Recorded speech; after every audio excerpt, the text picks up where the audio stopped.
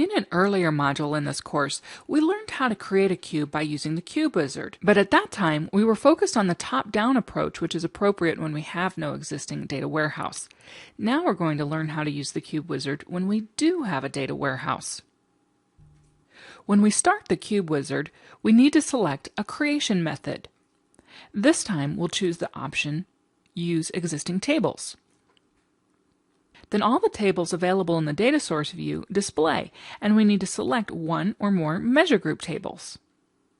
A measure group table is the same thing as a fact table when we have a data warehouse, although remember that we can use data from other data sources besides a data warehouse. So the table we need here might not be called a fact table. In general, it's the table that contains the numeric values that users want to analyze, and it's the one that has foreign key relationships to the dimension tables that we've set up in the data source view.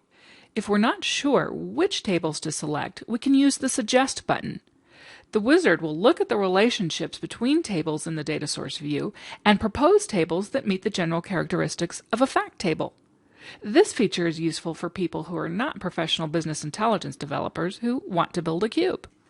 Whether we select the table explicitly or use the Suggest button, we will not be able to continue the wizard until we select one or more measure group tables. After we select the measure group table, we then see a list of all the columns in each table. Each of the columns that are displayed here have a numeric data type.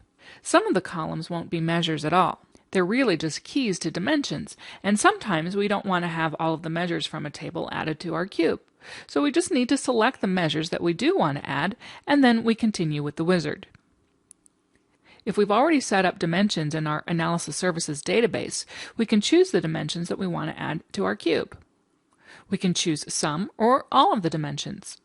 Not shown here is another page in the wizard that might appear if the wizard detects that a dimension could be created from the measure group table.